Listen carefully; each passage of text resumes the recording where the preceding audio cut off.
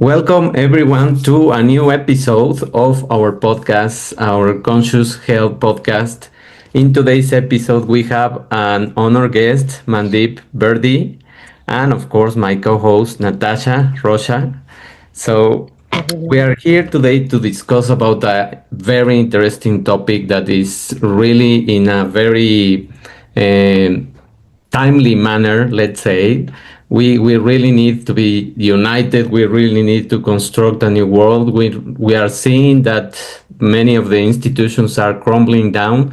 So we need new things to abide by and to also create these powerful networks. So our title is Creating an United World. And Mandeep brings over 20 years of experience in marketing and coaching with a strong foundation in humanitarian and charitable work. She has supported organizations focused on mental health and coordinated volunteer efforts for emergency shelters and orphanage. Notably, after the 2010 Haiti earthquake, Mandeep's passion for helping others inspired her to found Elevation Networks, a community fostering collaboration and positive impact. Through Elevation Network and Elevate Global, an online networking group for professionals age 18 plus, Mandeep connects like-minded individuals to share knowledge and innovate. She specializes in marketing strategy and leveraging mobile apps to empower bright thinkers rooted in her heritage from Punjab, India, and upbringing in Suffolk, UK. Mandeep is also an avid traveler, artist, and reader who cherishes countryside walks. Believing that leadership is innate in everyone, Mandeep's mission is to nurture environments where the desire to help can flourish and inspire meaningful change. So, Blimey. yeah, yeah. That's a That's lot it, to the talk end. about. That was awesome. Very That was nice. beautiful. Tell us about your journey, how you got to where you are, and yeah, tell us a little bit more. Yeah, well, I mean, like David said, so I spent the last 20 plus years on doing social impact work. And I think you guys will understand this. Like, whether you're doing whatever it is that you love in your life or, in your professional life, you always tend to attract to you certain types of people. Have you experienced that? Yeah. And I just always found that I've always attracted helpers, people that really help, no matter what it is that they're doing. They've always got this really gorgeous desire to help someone else's life. And that's always been the case ever since I was like younger. It's always been really lovely to be around such people. And my own sort of journey, as David said, my family's from Punjab in India, and so we've always been raised with this concept of serving other people.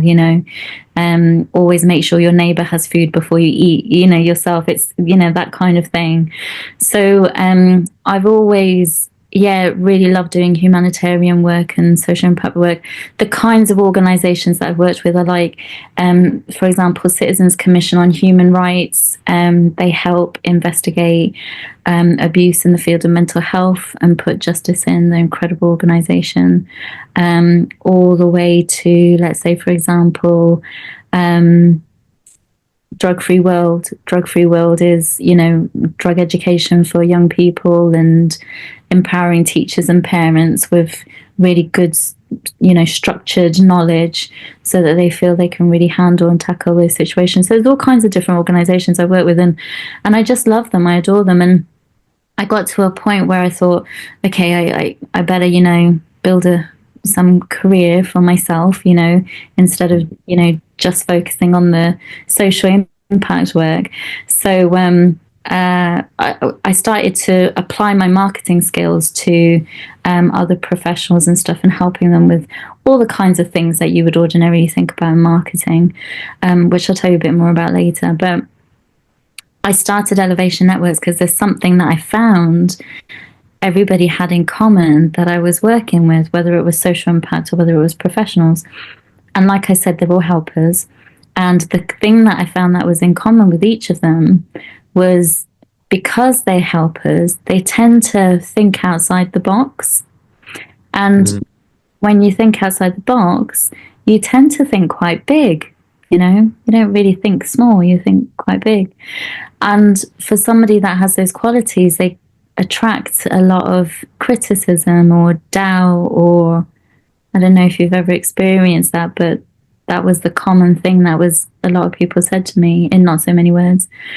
So I was like, gosh, do you know what? These guys are just so cool, so amazing. And I felt so sad that, they were thriving, but they kept having to overcome certain conversations. So I think, I love networking. Maybe let's look at developing a network that's specifically for purpose-driven people.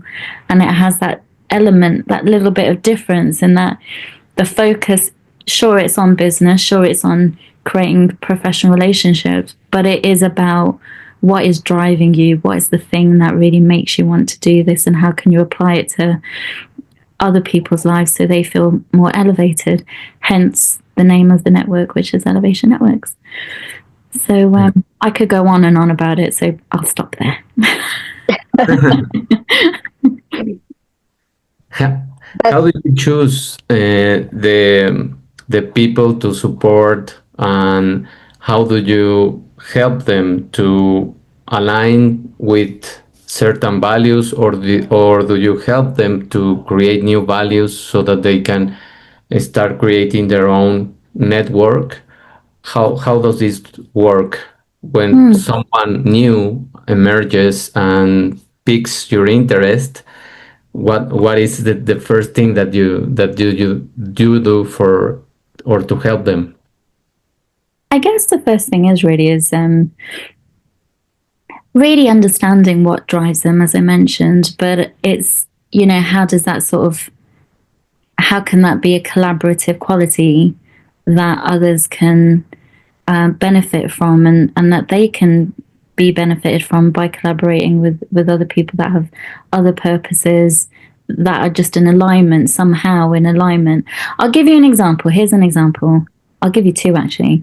But the first one is, so we have this networking event. Every time we have a networking event, particularly for global elevation.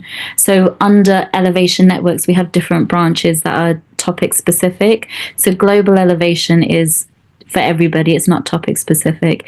And then we have Elevate Education, which is specifically for innovators in the field of education that want to help parents, tutors, and so on. We've got Elevate Your Progress, which is all about, helping you with your projects that you're working on. Elevate Your Story, which is about your own personal journey that you want to put in a story form, etc., etc. And there's some others. So Global Elevation is the one that we always have a guest speaker. And one particular day, our guest speaker is a lady called Debs, who's from a charity called Lighthouse Women's Aid. And this charity is all about helping women and children that have gone through domestic violence or domestic abuse of some kind. And so through the talk, she was educating us, like, what are the kinds of things that you can look out for that would be a sign of domestic abuse. And the particular thing, she mentioned a few things, but one of the things that she mentioned was about economic abuse as opposed to just financial abuse. So some examples of that would be, let's just say husband and wife, very well to do, and the husband just gives the wife maybe £10 or something a week, and he dresses her up in really nice gear, so to anybody else should look really, wealthy and stuff, but she's just got this £10 to play with, or something like that. Or let's say you've got a couple and the spouse says to the other, you need to go and work, but I want your wages to go into my bank account. So, there's all these different kinds of things. So when we have a guest speaker on, I always look at everybody. I always just sort of watch, how's everybody responding to this talk? Is it interesting to them? Are they engaged? That kind of thing. And on this particular talk, there's this lovely lad called Rob. He's an absolute angel. He's a retired financial advisor, and now he's a financial educator and mentor. And I just noticed, like, you could just see his cogs turning, you know, you could just see him. There's something that he was thinking. And I was like, oh gosh, I wonder what he's thinking. So after the talk, we always have a little question and answer session with the speaker. And Robert muted himself and he said, do you know, I don't have a question, but I realized something. He goes, I realized that when I have a one-to-one session with somebody, I could look out for red flags. And before, I didn't even have it on my radar that was something that I could watch out for. And he goes, now I feel empowered that I can do something about a situation if I see it, you know, and I'm aware of it. And I was just floored by that response. I was like, wow, look at that. You know, someone feels that even in a way that they never thought of before. Here's somebody that his own personal life is elevated a bit, but also now he can see how he can elevate the lives of the people that he mentors. And not only that, but as a result, he's now developed a course that he helps these ladies to go through to get them more financially literate, financially aware and stuff. So, and that's really beautiful. That's the kind of thing that comes out of this network. When you have the right people in the right room, you just never ever know, you know, what's going to come of it. So there's a few beautiful examples of things like that. Yeah, I hope that answers your question. Yeah. Yeah, no, that is quite a stunning example, and that is so needed in this world at this moment, in that space where a lot of our structures are really starting to crumble, where a lot of our structures are, you know, they've been kind of like the foundational structures, education, finances, government, like, you know, health. It's all those structures, I think they've been under a lot of pressure. So a lot of the cracks have starting to surface. And I think we're moving into an era where we need to do things differently, where what worked for us in the past no longer works for us, or even though it did, it just no longer works for us as we grow and we expand. And I love that you're creating a network to support that of people, and it's about bringing unity, because I think that we're all having these conversations in like little silos and we feel so alone. And I think that it's important to actually start having those conversations, start networking, start, you know, talking about these things, because you will never know. We don't have to do this all by ourselves. And I love that you've created that environment, that group. It's so funny. That is so needed right now. Yeah, it's incredible.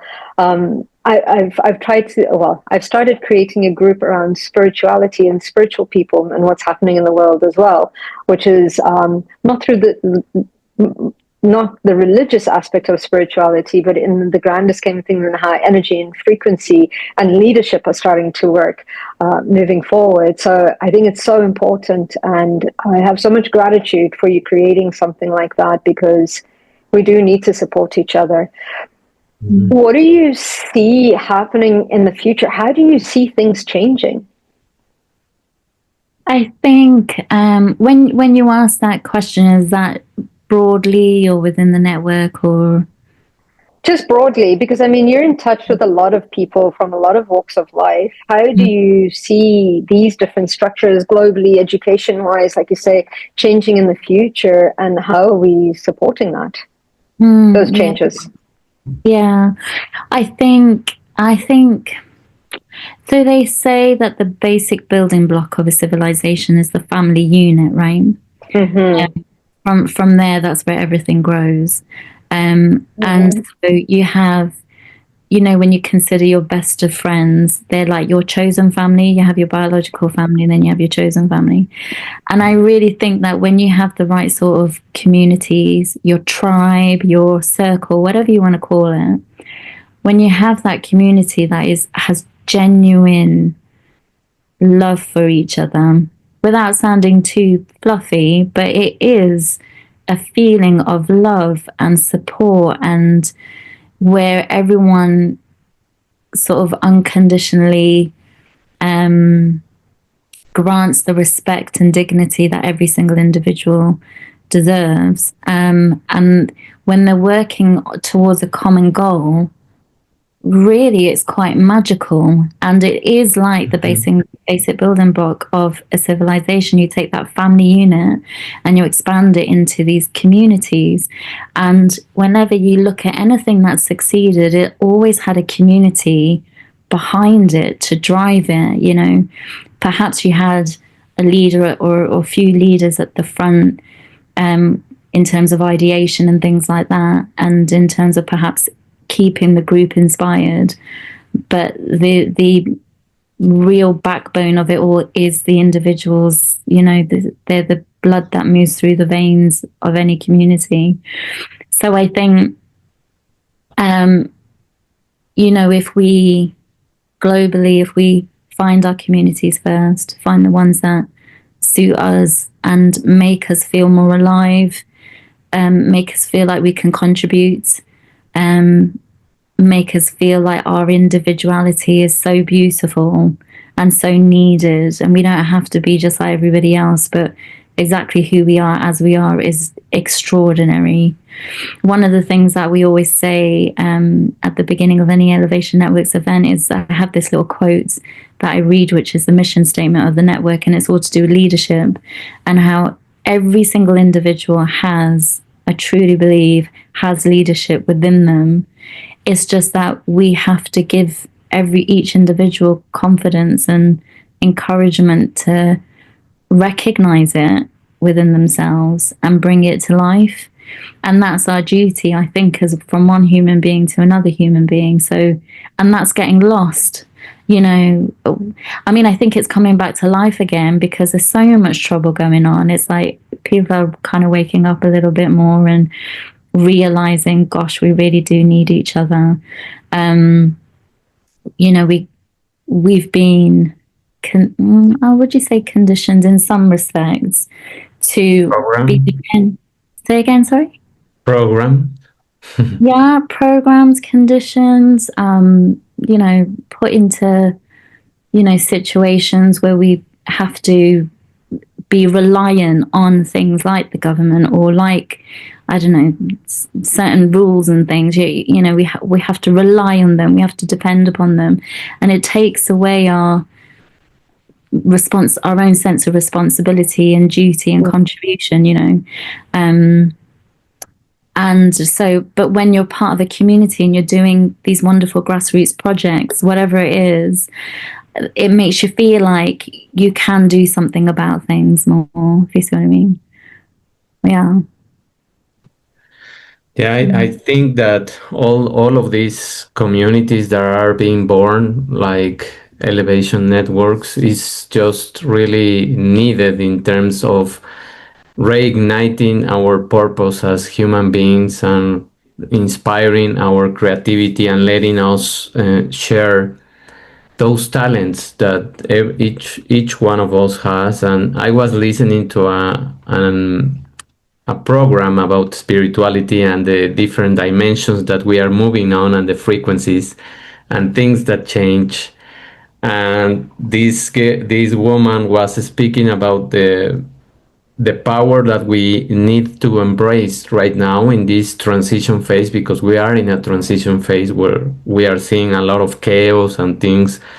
This is going to come to an end supposedly in 2026, more or less.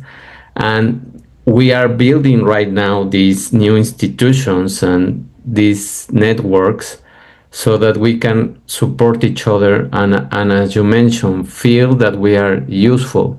Because when we are separated in our individual things, such as, for example, this podcast or what I do or what Natasha does, it's really difficult that you find support. But when we expand this network and when we connect with emotionally with people and we feel seen, we really sort of boost our human power to develop more and to feel that creativity meaningful no, meaningful for others and not just for ourselves. Like your example that you gave, this guy that knows about financial freedom, let's say freedom, and he's helping other women to create, let's say, family budgets and to know when and how to spend money or how to make it last more and all of those things. So any topic that we can touch on can grow exponentially if we have the right people beside us. So what do you think is the most important value for elevation networks in terms of, let's say, inspiring others to contribute and to grow together?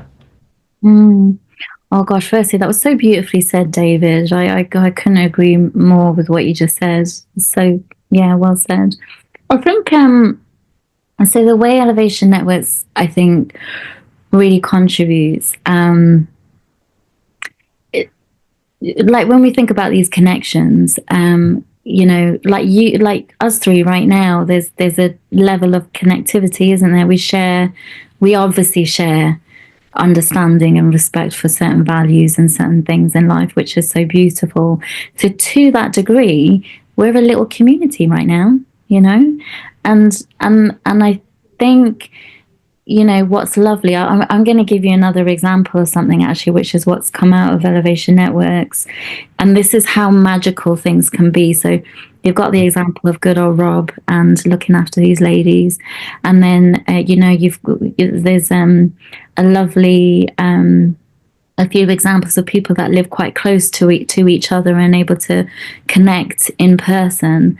But then it's also a global network. So one of the things that happened is about a year ago, I met through some other networking event this lovely guy called Warren, who's based up in the north of England, in Newcastle, actually, not far from you, Natasha. No, not far. Yeah, not far, just down the road. And he is an IT specialist and he specializes in security and so on. And he has a project. He noticed in COVID, it became very, very very evident, that digital poverty was a big thing in the poorer rural parts of northern England. And so what he was passionate about doing is helping 1 million people up north to get out of digital poverty before he retires. So how he would do that is he would get companies to donate older unused laptops and gift them, refurbish them, and then gift them to such families. Then fast forward, in fact, about a couple of months before that, I met another lady called Devi. Devi and her husband set up a free hospital in Sierra Leone. This is all going to sound a bit disjointed, but I promise you it has, you know, it's going to kind of come together in a second. So Devi and Raj, they based in South London, and they built a free hospital in 2006 in Sierra Leone. It's the only free hospital in the entire country, and to date they've served over 100,000 patients and delivered over 180 surgeries completely free. And they're a retired couple, and they're using their own medical and administrative knowledge to make this hospital the success that it is. It's amazing. And there's a whole story behind what they do, why they did it, all the various things. A couple of the things that they do is they raise awareness on female genital mutilation, how to prevent rape, what to do in such cases, raising awareness on, you know, just a whole host of different things. But those specific things I mentioned because they're going to mean something when I mention the next two people. So fast forward about 2 months ago, I met this lovely, lovely gentleman, again, through friends, all through networking. And he is the founder of the Sierra Leone Educators Association. And what he does is he helps survivors of human trafficking, particularly women, and he helps to educate them, to upskill them so that they can become more employable and perhaps start their own business. So one of the things that he wants to do is set up a technical training center with computers so that they can learn how to use the internet, how to use the internet to learn, to study, find jobs, etc., etc., all that kind of thing. And he's incredible. I mean, gosh, I'm so proud of all of these guys. And then fast forward about 4 days ago, I would say 4 or 5 days ago, I met this lovely chap called Patrick, and Patrick is based in Massachusetts, in the States, but he's originally from Sierra Leone, and he set up a charity called the True Hope Foundation, and they specifically deal with survivors of human trafficking. And his story is sensational. It's so incredible. You must have all these guys that I'm telling you about. You must have them on your podcast sometime. They're so beautiful what they do. And so Patrick mentions about how he helps to rehouse people. He helps them in terms of the trauma, because gosh, I mean, I can't even begin to imagine what some of these folks go through. And he knows these stories in detail. And one of the problems is medical attention. And at the moment, he's been paying for people to get treated or whatever it is that they've needed in Sierra Leone. So here I am, and this is where Elevation Networks comes in. I'm like, oh God, I've got Mohammed over here. He's got a technical training center that he really wants to build, and he hasn't got one yet. He's got one laptop that he shares between all the students that he educates, and he needs laptops. And then I'm thinking, there's Warren over there in north of Newcastle. Fine, he's focusing on the people in Newcastle, but perhaps he'd, come across the waters and go to Sierra Leone. And then there's Devi with her hospital, and, with Mohammed and Patrick, both in need of medical assistance. Maybe there's something to do with something. Long story short, that's what I do. I connect these guys up, connect the dots, and the result is this. Now, Mohammed and Warren have a beautiful relationship. Warren is going to be sending over some laptops to Mohammed. In fact, in the pipeline, he's got a couple of hundred that it's going to take some work. We're currently figuring out shipping. We're currently figuring out the infrastructure. So the internet, we make sure the internet is good enough that they can run these things. These are things that we're learning, but it's happening.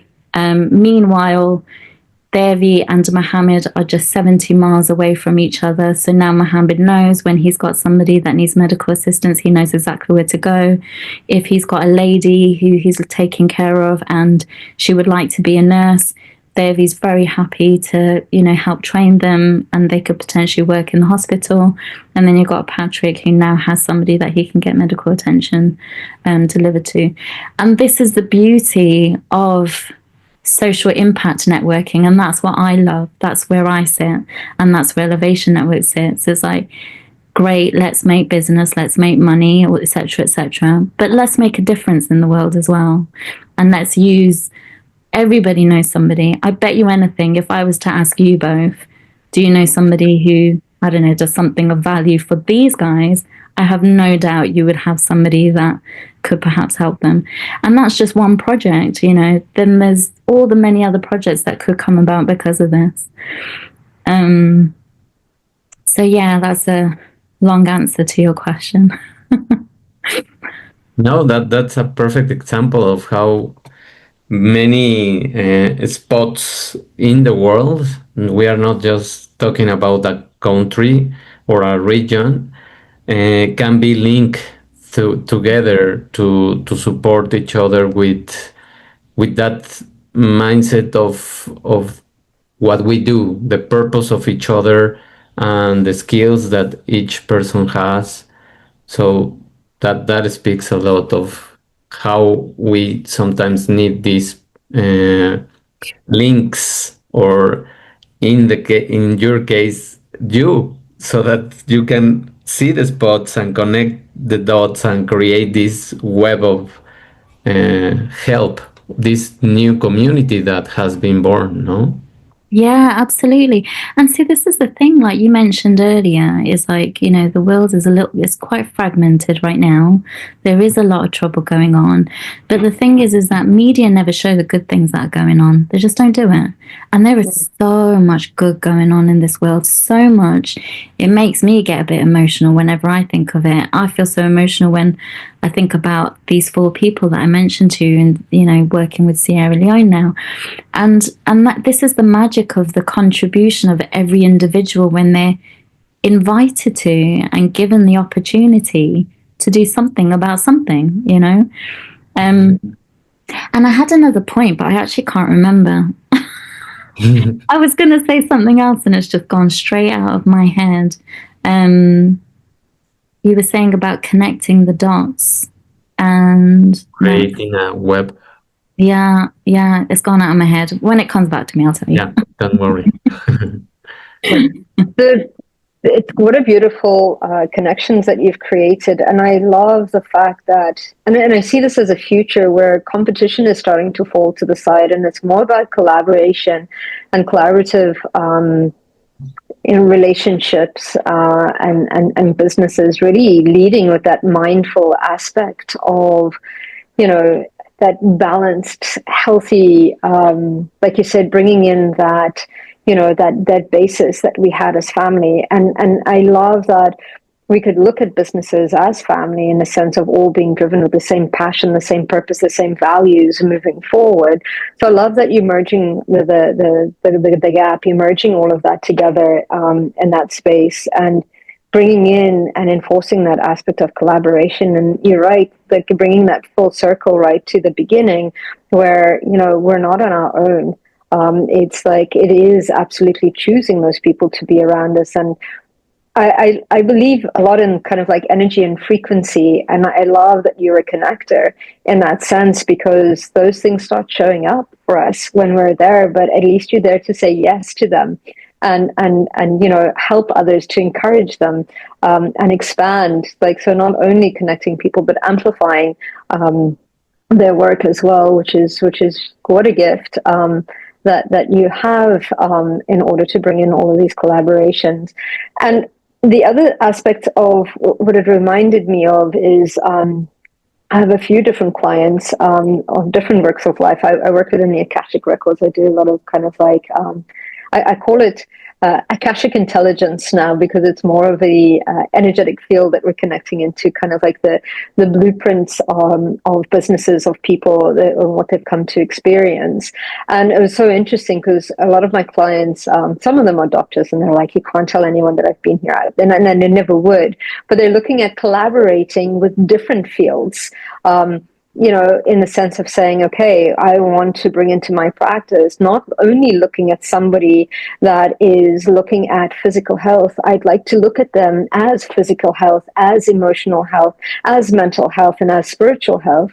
And would you join one of our teams to be able to start looking at people as a whole? And I love that we're starting to look at communities as a whole, and we're starting to create businesses as a whole and families as a whole, like you say, our chosen family and our real families. Do you see a lot of this happening? I believe that we create the world that we live in, and I love that you're seeing positive stuff happening all the time, because it just creates for more positive things to happen, which is beautiful. So thank you for accelerating that. Did you see a lot more of that happening and growing and it being contagious? I think it needs to be contagious to other people. Completely. It's like, it's so funny. Whenever I tell anybody about these stories that I'm telling to you, then they're like, oh, what can even the cog might just twitch, even if they don't act on it, the thought enters their mind. Oh, I wonder if I could do something, and that's beautiful. And then one day they will act on that, and then these positive things, there is just so much going on.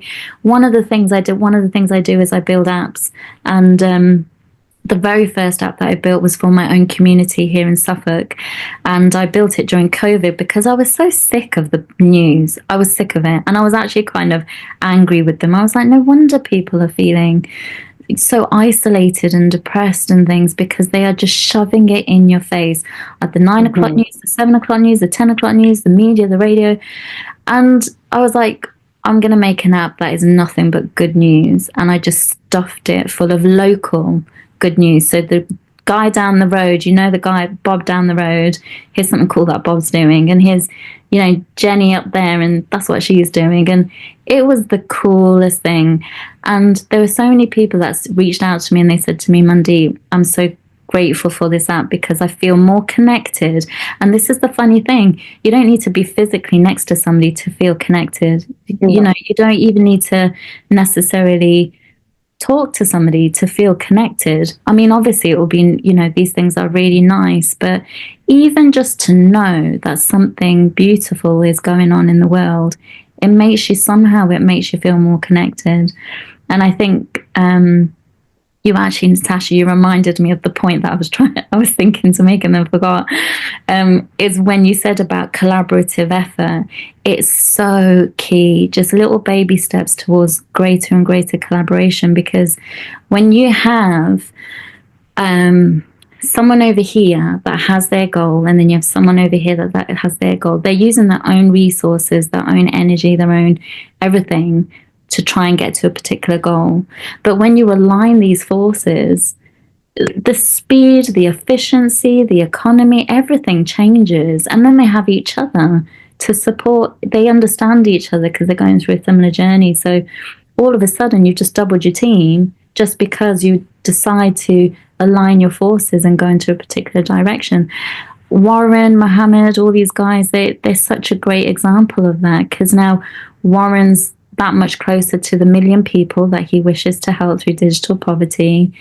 Mohammed's got better connections to get that technical training center off the ground, and so on and so on and so on. The examples are numerous. So you're right, collaboration is king. It really, really, truly, truly is. It's very special, actually.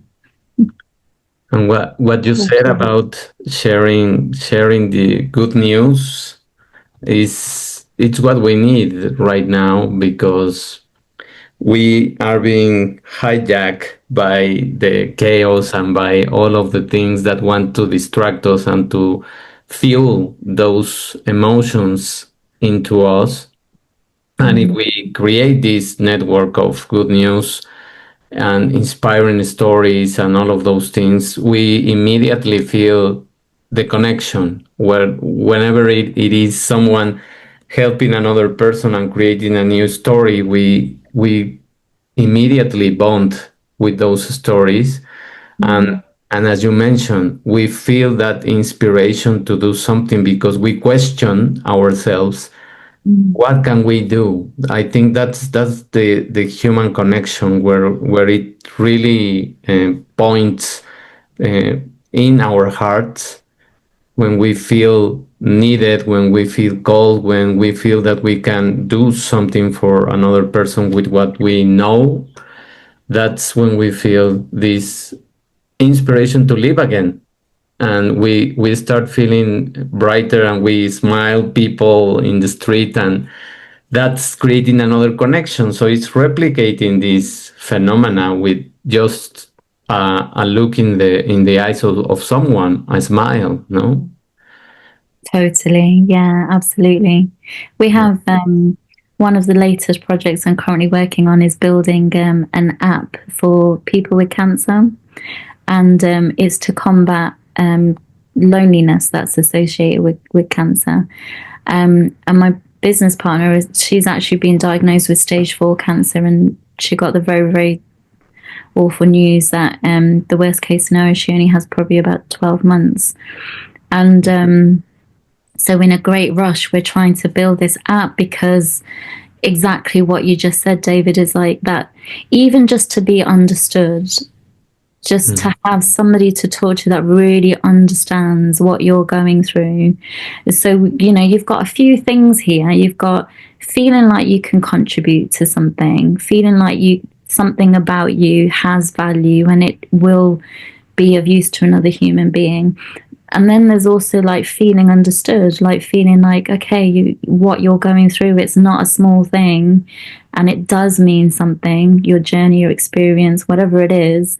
And all these things help with combating isolation and feeling alone and feeling useless, and revitalizing purpose by, have you ever had it where you were feeling a certain way and then somebody just looked at you and was just like, do you know what, I totally get where you're coming from, and you just feel like, oh, thank God somebody understands me.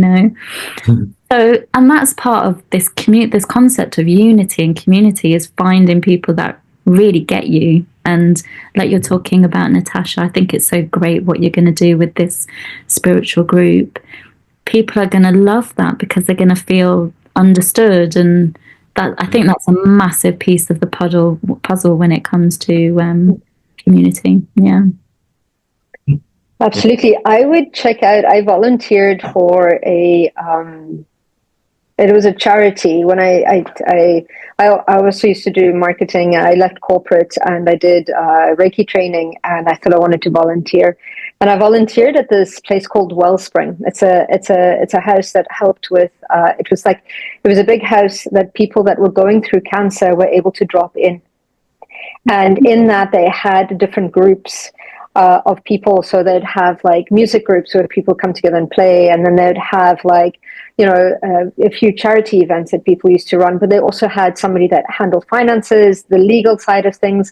They also had Reiki practitioners, healing. They had yoga practitioners. But it was a place where people used to come to, where they didn't feel like they were just pushed from one place. They didn't feel like a thing. They felt like a person.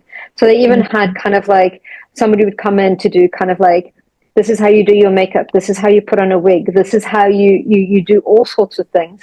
And it was amazing because they created a beautiful community, and the volunteers were always so happy. I absolutely loved going there to support. And yeah, they had so many groups on, and that was wonderful. So I'd have a look at their model as well when you're building the online version of that, because that was such a beautiful space that was being created. And just to move back into I'm sorry your partner's going, or she's going through, and I wish her all the best.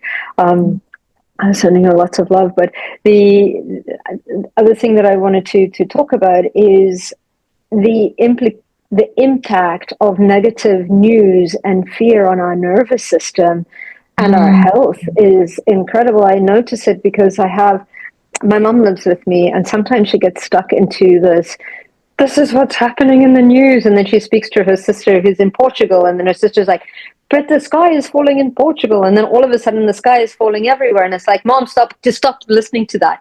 Just like, stop, just like, stop listening.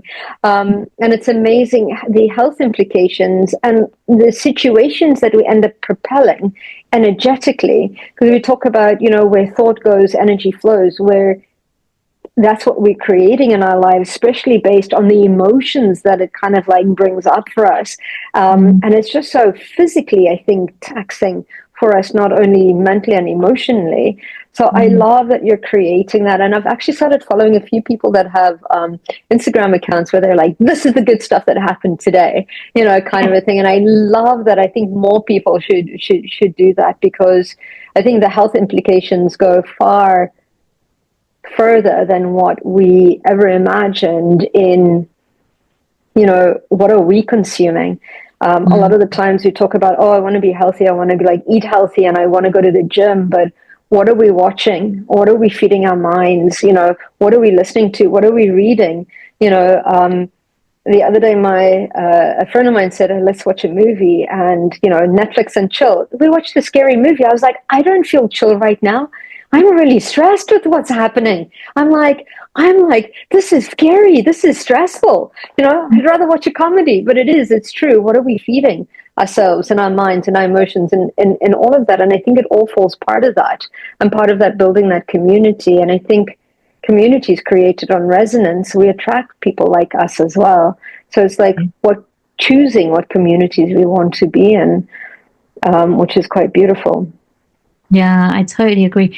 It's funny that you mention about this thing of the dangerous environment, like, and this is very, very naughty for those powers that be that have vested interests. Really naughty. And I think our job as people in our community is to help each other be aware of it and watch out for you. Absolutely right. Whenever my parents say to me, I feel a bit down, I'm like, to switch off the TV right now. My dad is the 8 o'clock in the morning news, 12 o'clock in the afternoon. He's one of these, and I'm like, look, I'm going to put you on a restricted diet of news. And if you're going to watch it just once a day. You're right, and it creates a dangerous environment. And they use phrases like everyone thinks, or they did blah de blah or whatever, and it makes you feel like your mom said, like, oh, the sky is falling over here, the sky's falling over there. There's another thing that I'm very, very mindful whenever I speak to somebody who's having a bit of trouble in life is, so you have dangerous environment as a broad thing. How can that manifest in a small way? Invalidation is one of the biggest things that whenever somebody tells me they're having trouble in life, is finding areas where they have been invalidated by another. And it comes in all ways, shapes, and forms. This idea of invalidation, like if somebody makes you feel small somehow and makes you feel like you can't believe in yourself somehow, or that kind of thing. And again, like we were talking before about why did we create Elevation Networks, is to provide that space where there is none of that. I'm very strict on it, actually. And it's like, no, there's none of it. But like, and that's again part of being a community, is like, let's help each other so we spot these things easily and help each other to spot them, so they can strip their life of things that are invalidative, or build them up so they're strong enough that if invalidation comes to them, they know what to do, they know how to handle them. Yeah. All of this environment, and as you both were mentioning, contributes to this dialogue that many times we have inside, and it is just built first from our parents that contribute in a big quantity with that, and then with the news, and then with things that you don't want to hear but someone tells you about, and all of that kind of permeates your psyche. And once you notice, you don't have energy. Why? Because you are draining all that energy in those ruminative thoughts that you are constantly recycling. And I was listening to a book about this narrative creation that we do, and how we can reprogram our minds with simple phrases that we can even say to each other. You can, of course, play it 3 times a day, but if you play it just once a day, 5 minutes, and you record yourself with 5 or 6 phrases that you can really, of course, believe, not wishful thinking, but things that really make you feel better, you can start reprogramming your mind so that you can develop a different dialogue, and you will feel the effect in your energy in just 1 week of doing that. So imagine the app that you created, that it was available for people to see what other people that are close to the area did, even though they were small things. They were news. They were things that you probably need to know, or it would benefit you. And just listening to that for 5 minutes would be a very nice way to escape from this chaotic reality that they want to construct. And the more we escape that, the more empowered we feel, and the more connected we feel with others. Yeah, beautifully said. Gosh, you guys are so interesting. You should do a podcast on each other. Our episode 1, we did something like that in our episode. I want to see it. I'll send you topics and you can do podcasts on each other. You can send us the questions we can ask each other. Yeah, absolutely. Absolutely. We have such beautiful things to say and such interesting concepts. And I'm so grateful that you guys are doing such a podcast like this, because, people need it. It's so valuable. What you're doing is so, so beautiful. So keep going. Keep going. Yeah, thank you. So to wrap up all of this information and of course the network that you are creating, what can you tell other people that are listening or that will be listening to us that they can do, or how can they contribute, how can they contact you, or anything that you want to tell them? Yeah, sure. So, I mean, Elevation Networks is open to anybody, so long as you're not, one of these nasties that we've spoken about, then you're welcome. So, elevation-networks.com. I assume you provide I something. will, Yeah. yes. So, come along. My email's on there, hello@elevation-networks.com. And if you'd like to stay in touch about the app for people with cancer and you'd like to support or anything, then hopetoconnect.com. That's the website for that one. And I'd love to talk to anybody about anything that we've discussed. Thank you. Beautiful. Thank you, Mandeep. Thank you. It's so lovely to meet you. Keep doing what you're doing. I love it. Thank you. Thank you so much. Thank you, guys. Thank you, everyone, for listening, and we will see each other on our next episode. So, as Mandeep told you, you can contact her and, of course, create a new network that it's really needed right now. Thank you. Bye. Bye-bye, everyone.